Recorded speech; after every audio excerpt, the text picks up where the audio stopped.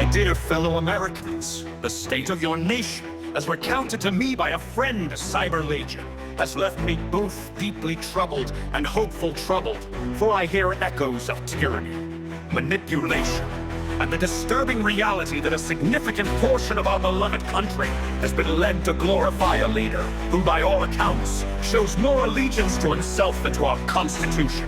And yet hopeful, because there remain citizens who, in the spirit of patriotism and love of country, are steadfast in their resolve to defend the ideals that we built into this republic. Let us begin with this fundamental truth. America is not a land where one man rules. America is a republic founded on laws, principles, and values, chief among them liberty, justice, and unity.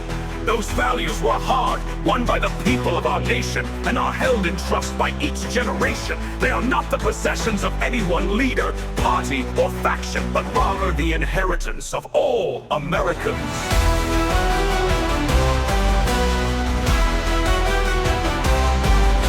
A leader who incites violence, who sows division, and who promotes disdain for the rule of law does not serve America.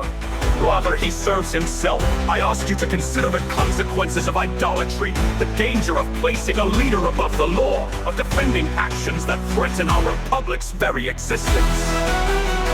I say this not out of contempt for those who have supported this man, but out of concern for all of you. America is only as strong as its unity, its commitment to truth, and its dedication to justice.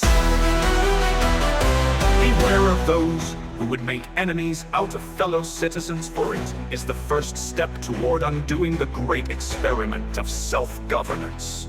To the American people, I remind you that the Constitution is our safeguard against despotism.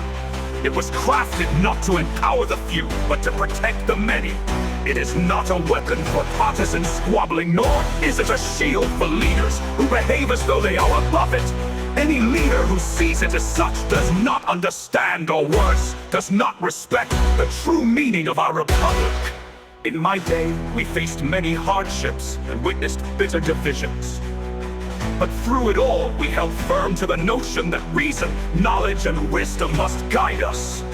My friend tells me that the candidate opposing this would-be tyrant, a woman by the name of Kamala Harris, represents a commitment to the Constitution and is supported by Americans from all sides who recognize the dangers facing this nation. I commend the strength of any leader willing to stand for democratic principles, to endure slander and insult, and to seek office not for personal gain, but for the common good. The vote, therefore, is not a mere right. It is an act of protection for this republic and a commitment to its future. I urge each of you to vote thoughtfully in the spirit of defending what is just and right. Do not let fear or hatred sway you. Do not let the voice of tyranny speak louder than the chorus of freedom. Listen to those who know this leader well and have seen firsthand his contempt for the values we hold dear. They risk much to warn you. Do not let their sacrifice be in vain.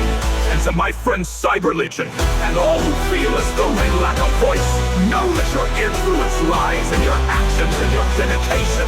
When you share truth, you defend liberty. When you uphold integrity, you honor the republic. America has always been built not by the powerful, but by ordinary citizens whose devotion to their country was unshakable. I leave you with this. Freedom is not merely the absence of oppression. It is the presence of justice, equality, and opportunity guarded well. For once lost, it is difficult to regain. Remember that the Constitution is a beacon of hope, a document that binds us to each other in a pact for a brighter future. May you all act with courage, vote with wisdom, and remember the preciousness of this republic. Yours in liberty and friendship, Benjamin Franklin.